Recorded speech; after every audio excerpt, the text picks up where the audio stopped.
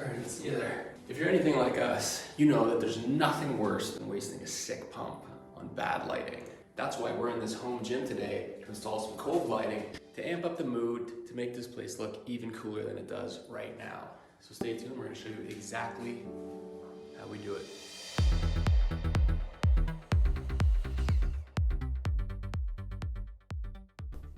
Okay, so when it came to improving the lighting in this room that already had some pretty interesting lighting, we came up with the idea to do a Cove lighting. So basically we wanted to illuminate the ceiling with a changeable LED strip. And to do that, we decided to go with an MDF Cove rather than doing it out of drywall or gypsum, because we wanted to make sure that it was strong enough to hold with whatever light source we chose.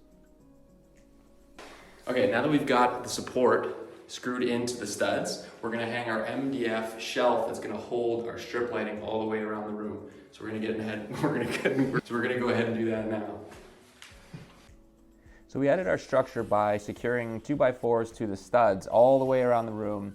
And then from that, we braced off that. We basically cantilevered off that bracing using smaller pieces of 2x4 to give us structure further away from the wall. Does that make sense?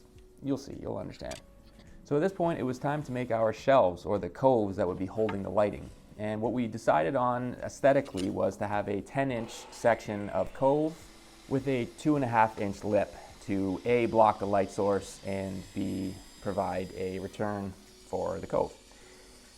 Again, it'll make a lot more sense when you see it all finished up, but it's essentially ripping a ton of strips that are 9.5 and a ton of strips that are 2.5, and then gluing them and nailing them together. This provides you with the full pieces that we will be mounting to the wall, and then we'll fill in the other pieces as we go. Stay with us. It's complicated, but it's actually not that complicated. Basically, we're creating as many full-size pieces as we can here, and then when we install those, there will be sections that we need to do piecemeal as we go to accommodate for any inside or outside angles that the room has, and believe me, the room has plenty. So we're just creating these L pieces, and we're gluing them up, and we're nailing them so that they're nice and strong, and then when we bring them into the gym to mount them on our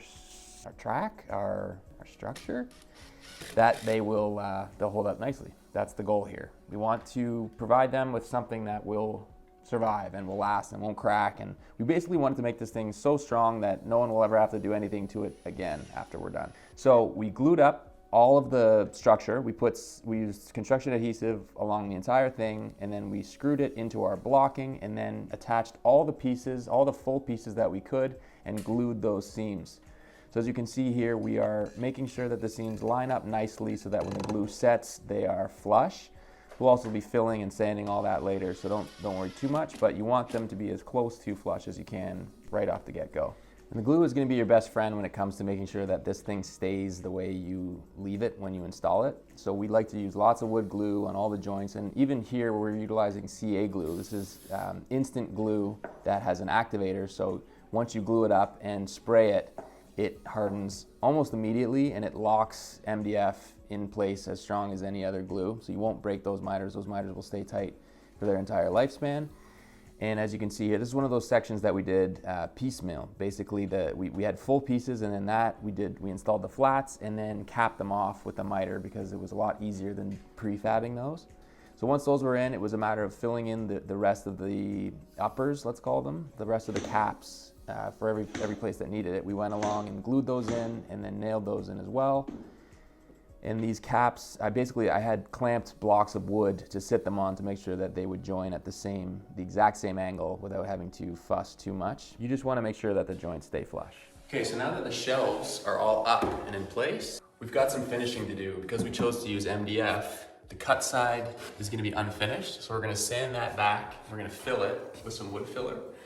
And as well as all the seams, we're gonna make sure the seams are nice and flush. Once it's all sanded and prepped, we're gonna paint it. And because this is MDF, we're gonna use a solvent-based primer first, and then we're gonna paint the tray to be wall color, and everything in behind is gonna get ceiling white to match the ceiling, so that when the LED strips go in, it illuminates the back the same way it illuminates the ceiling.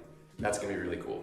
So this is when the job gets particularly tedious. because at this stage you're going over every single joint that you've made and just sanding it to the point where you can't feel that lip anymore. So you want to make sure that this is almost perfectly smooth at this point, because once you paint it up, if you just load the filler on to try to smooth out an uneven joint, you're in for a nightmare, and you'll basically be sanding it down when you're trying to sand your compound or your wood filler anyways. So do that first and then add your compound. In this case we used a wood filler because it holds up better and it's a little bit stiffer.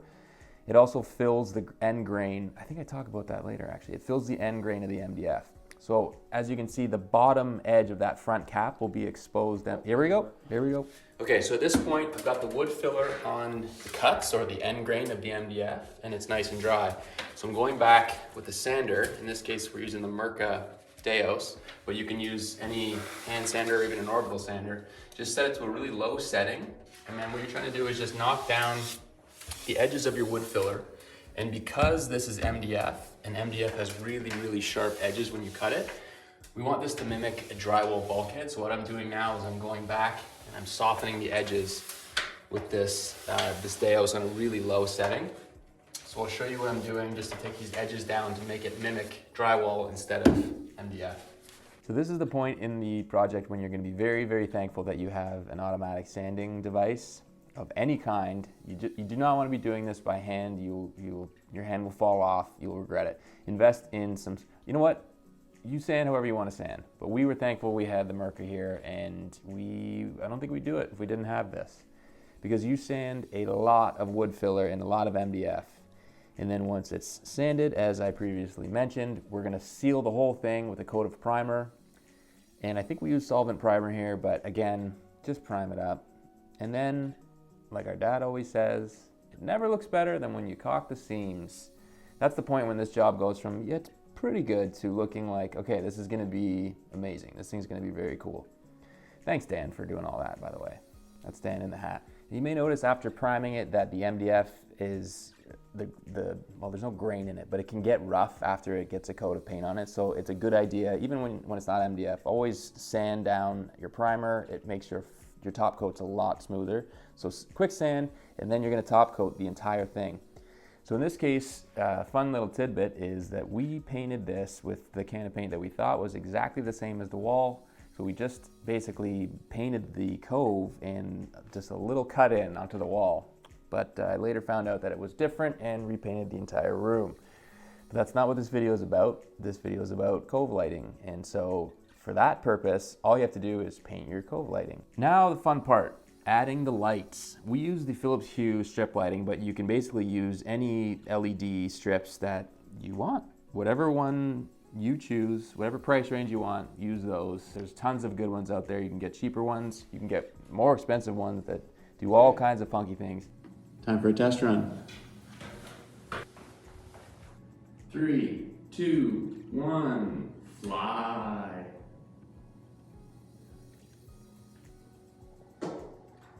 Let there be light. So a good thing to note is that often the cheaper LED strips will have the LED lights further spaced apart, so there's bigger gaps between the LEDs, and sometimes you can see that on the wall. So it can be worth the investment to invest in a better LED strip.